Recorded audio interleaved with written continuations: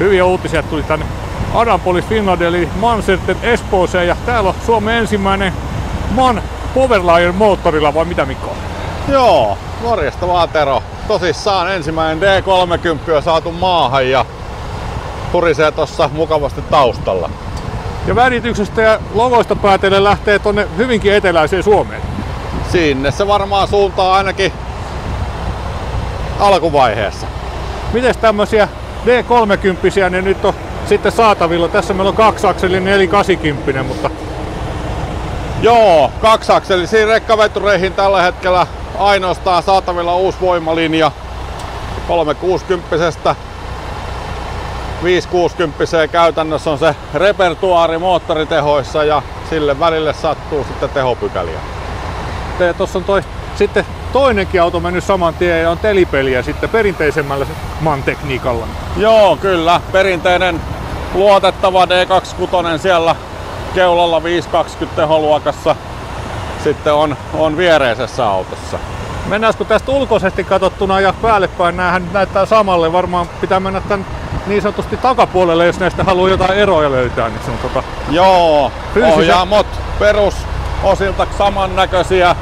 Et isommat muutokset on sitten tuolla hytin alla moottoritilassa ja toki sitten D30-autossa niin vähän uutta helmaratkaisua tuotu tohon näkyville. Eli koko spoilerit akseleiden välissä sitten suoraan tehtaat saatavissa.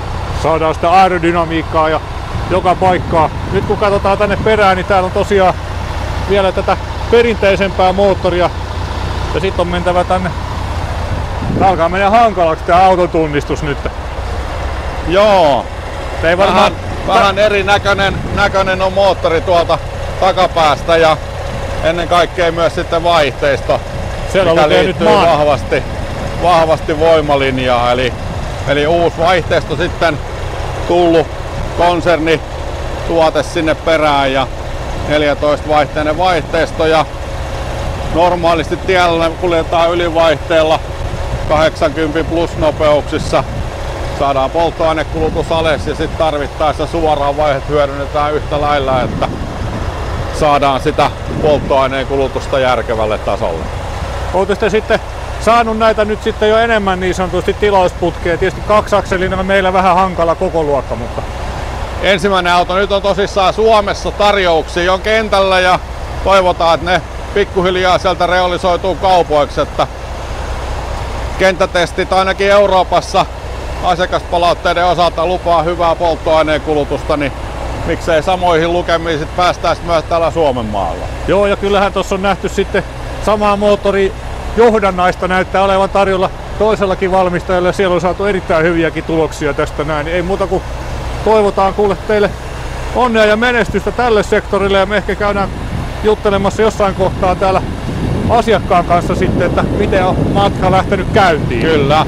Ei muuta kuin luovuttamaan peliä siitä asiakkaalle. Kiitoksia. Kiitoksia.